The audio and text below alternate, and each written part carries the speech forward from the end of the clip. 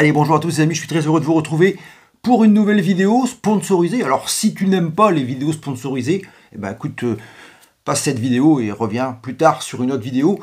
Je sais que tout le monde n'aime pas ce genre de vidéo, mais ceci dit, la société Vevor m'a donc demandé de vous montrer ce produit. C'est une batterie de secours, c'est un générateur solaire. On va voir ensemble toutes les caractéristiques de cet appareil qui va être vraiment très utile si vous avez besoin de voyager en itinérance dans des zones où il n'y a pas d'électricité, pas d'énergie. Ça va vraiment vous dépanner. On va voir ses points forts, on va voir ses points faibles, on va voir comment il fonctionne, on va voir ce que vous pouvez faire avec, tout ce qu'il peut vous donner.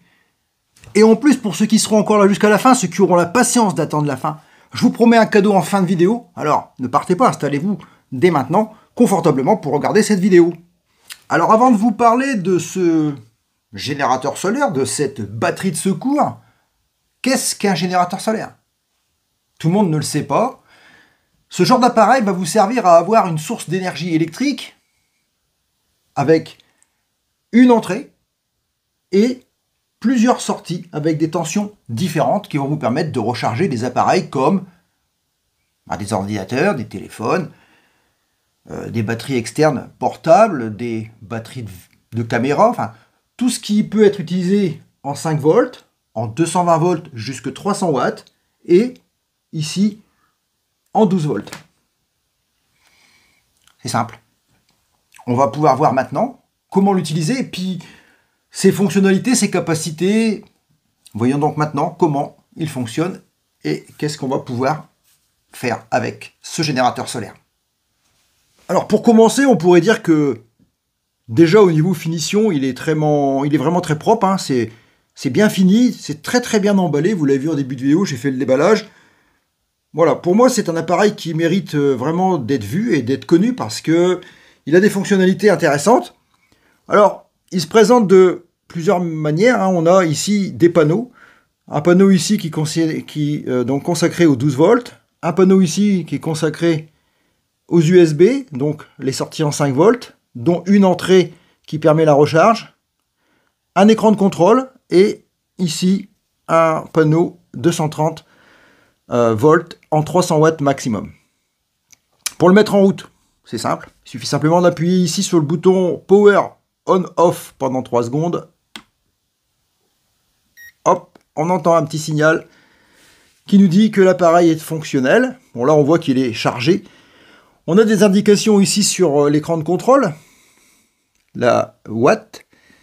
On voit ici si on a une connexion d'entrée. Là, il n'y en a pas pour l'instant, puisque la prise est libre. On a ici le nombre d'heures restant à utiliser. Bon, pour l'instant, il n'y a rien de branché. Ici, on a la capacité restante de la batterie interne. Donc, on est à 99%. Pour faire fonctionner les différents panneaux, donc le 1, le 2 et le 3, il suffit simplement d'appuyer ici sur le bouton ici qui permet de démarrer le panneau concerné, et du coup on a ici la petite indication qui donne ici DC, veut dire qu'on a alimenté le panneau DC 12 volts. Si on clique sur le AC, ici on active automatiquement la prise secteur 220, enfin 230 volts, 300 watts max, et ici le panneau USB type C et USB classique. Donc ça, pour l'instant, rien de compliqué. Ici on a donc l'entrée de recharge. C'est ici qu'on va connecter les différents modes de recharge. Sur ce panneau ici, on peut avoir 3 modes de recharge différents. La recharge avec le chargeur qui est fourni avec l'appareil. On a un chargeur ici, secteur 220, en 19 volts. On a ici un système qui va aller se brancher donc sur un allume-cigare de voiture, de véhicule de loisirs, de camping-car, de tout ce que vous pouvez avoir.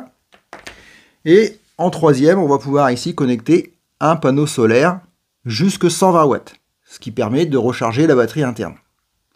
Mais on a une quatrième option, c'est d'utiliser ici un câble USB-C sur un chargeur de téléphone, tout simplement. Ça va être plus long, mais ça peut charger aussi, ça peut dépanner en cas de secours.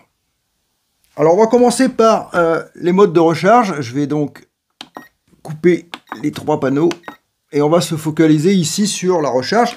Donc je vais utiliser en premier ici le chargeur. Et on voit que le chargeur est bien fini aussi, puisqu'on voit que c'est un signe de qualité du produit. On a des petits velcro ici qui tiennent les câbles, et ça c'est pas toujours le cas. Sur ce modèle, ils y sont. C'est pratique pour pouvoir le ranger proprement. On a un indicateur de tension sur le chargeur qui nous permet de savoir qu'on est bien alimenté en secteur 220 pour la recharge. Et on va donc ici tout simplement aller connecter donc la fiche du chargeur qui est en 2.5 ici sur la fiche input. Et on branche. Donc là on est bien d'accord qu'on doit rentrer ici absolument en 12-24 volts, pas plus. Ce qui voudra dire que il vous faudra un panneau qui soit adapté. Attention à ce que vous allez y connecter.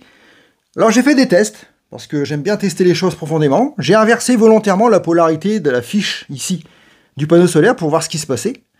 Donc rassurez-vous, il ne se passe rien, vous ne grillerez pas votre appareil, il va simplement ne pas détecter que vous avez entré une polarité inversée. Donc nos problèmes, vous pouvez, si vous êtes trompé dans le branchement de votre panneau, ben, vous ne cramerez pas votre appareil, il n'y a aucun problème avec ça. Donc là on voit que ben, il recharge. Voilà, on voit ici donc la batterie qui clignote, ça veut dire que la charge a bien démarré. Donc ça c'est le premier mode de charge. Le deuxième mode, je vous en ai parlé, donc c'est le câble sur allume-cigare. Bon, je vous montrerai pas comment ça se branche, hein. Vous mettez ça sur la fiche, vous mettez ça dans l'allume-cigare, c'est exactement pareil. Et donc le troisième point, donc je vais débrancher celui-ci. Le troisième point c'est le panneau solaire. Et donc j'ai installé un panneau solaire à l'extérieur, avec une fiche de 5 aussi, et donc je vais brancher ici le panneau solaire. S'il y a du soleil dehors, ça va démarrer. Je suis pas convaincu qu'il y en ait, parce que ici dans les Hauts-de-France, c'est pas top, il n'y a rien qui sort, donc le panneau, ah si voilà, 3 watts. Donc on voit qu'on a 3 watts qui sortent du panneau, c'est vraiment très peu, parce qu'il n'y a vraiment pas beaucoup de soleil dehors. Donc on voit ici dans la charge 3 watts, ça veut dire que il nous indique, même 4 maintenant, hein, c'est bien, hein, 2 heures pour 1%. Donc là, vous voyez que c'est pas top.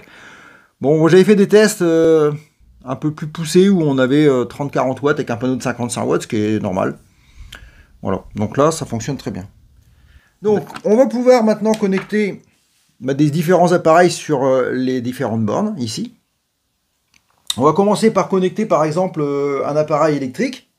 Bon, tiens, un appareil électrique, j'ai ici un appareil électrique qui consomme pas mal d'énergie, un fer à souder. Un fer à souder que j'utilise pour souder mes batteries, tout ça, donc on va le mettre dessus, ça fait c'est marqué 100 watts derrière, on va regarder si ça pompe 100 watts. On le connecte, on met en route le panneau AC, et on va voir ce qui se passe, on va allumer l'appareil, ici. Voilà, et on voit que ça démarre, puisque la température de mon appareil monte, et que je pompe ici 65 watts. Donc voilà, ça me laisse, avec 99% d'autonomie, 5 heures de travail avec cet appareil. C'est déjà pas mal.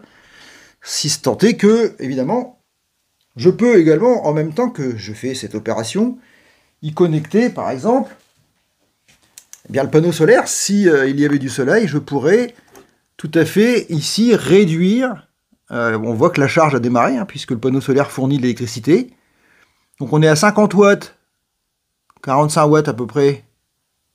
Voilà, c'est différent parce qu'en fait le fer à souder c'est plutôt quelque chose qui va donner qui monte en température et qui redescend. On va utiliser entre 45 et 50 watts. Si je débranche mon panneau, voilà, on a une consommation qui est à peu près identique. Je pense que le panneau fournit pas grand chose. Il y aurait du soleil, on aurait pu faire un test un peu plus poussé sur le truc, mais l'idée c'est de vous montrer simplement qu'on peut très bien avoir l'équilibre avec un panneau de 120 watts. Vous allez pouvoir sortir environ, je dirais 80 watts, 90 watts facile de charge. Donc on serait déjà avec un panneau de 120 watts, pardon, on serait déjà supérieur à la consommation de mon fer à souder. Ce qui voudrait dire qu'on ne consommerait rien sur la batterie, on pourrait produire en autonomie complète la consommation du fer à souder. On peut rajouter, au passage, on peut rajouter par exemple, et c'est là vraiment le point très fort de cet appareil, c'est qu'on peut également, par exemple, ici j'ai des batteries de GoPro sur un bloc, je peux très bien demander la charge de mes batteries GoPro en même temps que je charge avec, et donc j'allume le panneau USB, et du coup, la recharge de mes deux batteries est en route, et on voit ici du coup la consommation en watts. Voilà, on est à 48 watts, donc c'est pas énorme, hein. Donc vous voyez que la charge des deux batteries n'est pas n'est pas très conséquente. On va brancher un autre appareil, histoire de vous montrer qu'on peut utiliser toutes les fonctions de sortie en même temps. Ici, j'ai une bouilloire 12 volts. On pourrait évidemment mettre aussi une glacière de camping-car ou dans la voiture, dans le coffre par exemple, ou si vous êtes en balade. Donc, on va brancher ici l'allume-cigare. Hop. Et ici, on va appuyer. Voilà. Et la charge. Donc là, le voyant rouge est allumé. Je ne sais pas si vous le voyez bien. Donc là, on est passé déjà, vous voyez, à 90 watts de consommation. Alors, on alimente ici avec le panneau solaire. On tire ici une fois avec cet appareil qui recharge. Donc là, on a également ici la bouilloire ou une cafetière. Ça existe aussi, les cafetières électriques de 12 volts, des glacières. On peut mettre plein d'appareils, évidemment en 12 volts. On a deux fiches ici qui sortent en dessous. Bon, pas sûr de l'utilité de ces deux fiches. 12 volts 8, 16 volts 6. 10 ampères, je vois pas d'appareil qui se branche là-dessus, mais bon, ils y sont. Peut-être que ça sert à quelqu'un, moi ça me servira pas. Vous, je sais pas. Pour le reste, voilà, on a à peu près tout vu. Hein. C'est vraiment un gros avantage quand même. Hein. On a un écran qui est super visible. Hein. On voit vraiment très bien, même en pleine lumière. Hein. Il est bien rétro-éclairé. Bon, je pense que j'ai à peu près tout dit sur les panneaux, hein, la charge, tout. Bon, on va débrancher les appareils. On peut les couper. On peut couper. Vous voyez ici, j'ai coupé l'USB du coup. Donc il est parti. Il est parti d'ici. Le DC. Hop, on enlève le DC là-bas. On est sur le fer à souder uniquement. Je peux couper aussi le secteur 220 et changer d'appareil, parce que ça peut servir aussi évidemment à recharger autre chose qu'un fer à souder, hein, parce que là on a un fer à souder, mais par exemple si on veut recharger, par exemple, ça je vais le débrancher, on n'a plus besoin, on a vu comment ça fonctionne. Si je veux recharger par exemple une batterie de vélo, là j'ai une batterie Shimano avec un chargeur Shimano. Et bien on va le brancher, on va voir si ça marche. Ici, donc je vais connecter ici mon chargeur Shimano et je mets en route. Voilà, et on voit que ici la batterie est en charge. Voilà, avec un chargeur de la marque Shimano, donc la marque du vélo.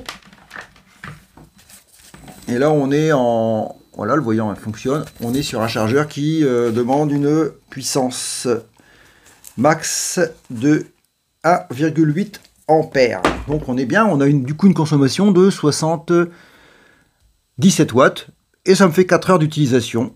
Donc s'il y avait du soleil, je pourrais très bien, avec un panneau de 100 watts, encore une fois, passer au-dessus de la consommation de ce chargeur pour être autonome. Et donc ça veut dire qu'avec un panneau, on pourrait très bien charger cette batterie sans consommer d'énergie sur le générateur. C'est vraiment un point important. Des panneaux solaires, vous allez en trouver partout, hein, des panneaux solaires pliants, il y en a plusieurs qualités, à plusieurs tarifs. On pourra regretter que la société Vevor n'en vende pas, c'est dommage parce qu'elle vend le générateur mais elle ne vend pas les panneaux, mais bon, vous allez en trouver, à mon avis, partout, sans aucun problème. On va pousser du coup la puissance dans ses retranchements, on va essayer d'aller jusqu'au maximum. J'ai un appareil ici qui est très énergivore. On va essayer de voir un peu jusqu'où on peut aller, si on arrive à aller au maximum de sa capacité. C'est un souffleur air chaud qui fait 300 watts justement, donc il est juste à la hauteur de ce que propose ici en 220 le générateur. Je mets en route AC, ici AC c'est ouvert donc c'est bon, et je vais essayer de démarrer l'appareil pour voir si, attention au bruit, et bien ça démarre. Hein. Voilà, donc on voit la consommation, 301 watts, eh ouais. Donc ça remplit bien ses promesses, hein. 300 watts max, on est à 301, ça marche, 300, voilà. C'est exactement la consommation qui est écrite ici sur l'appareil, 300 watts, pas de problème, ça marche. Et on voit que on aura une utilisation de 58 minutes à cette puissance forcément, puisque l'appareil consomme énormément.